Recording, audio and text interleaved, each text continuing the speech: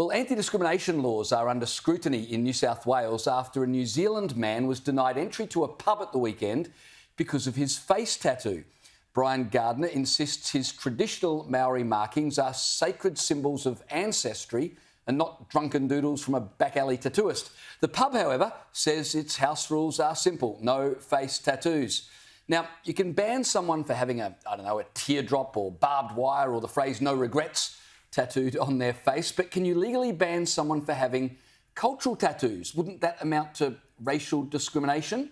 Well, a spokesman for the New South Wales Anti-Discrimination Commission told the ABC it's a question courts would need to determine.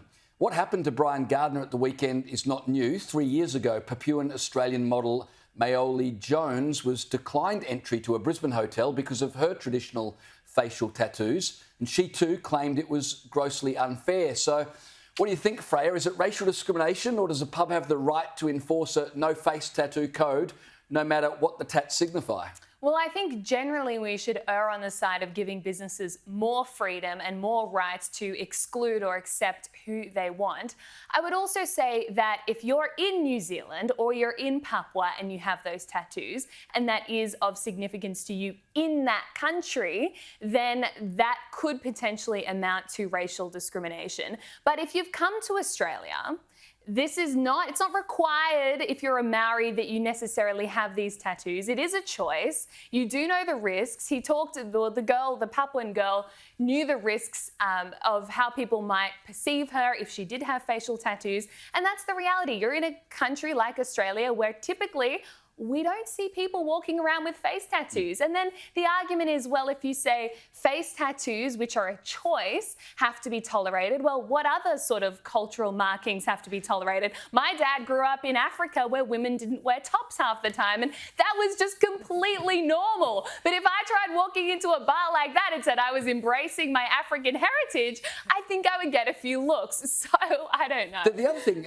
Jamie, is we'd be asking bouncers to then have to decipher what's cultural and what's just, a personal choice and frivolous. And I mean, no offence to bouncers, but they're bouncers because they're good at bouncing people, not interpreting, ancestral markings.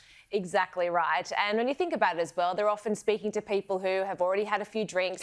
They're out in the dark because it's out in the queue, in the line. And so they're not going to be standing there examining your face to say, no, that looks like a teardrop, or that's barbed wire, sorry, you can't come in, that's cultural, you can come in. Yeah.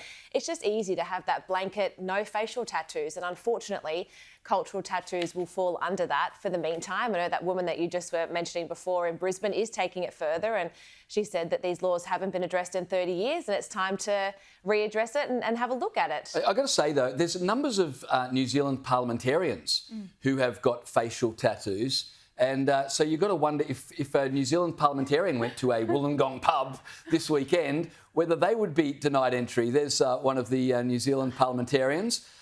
Facial tattoos banned at most Australian pubs. Yeah, but I think at some point you also have to exercise some common sense. If it's clearly a cultural thing, then maybe you can have some leniency. How will they know? A bouncer will not know that that's a New Zealand politician or anyone. They literally just have to stick with that blanket. Sorry, you've got a facial tattoo. And you can't have no facial tattoos unless you're a New Zealand politician. Could you imagine how that would go down? Oh my gosh. Yeah.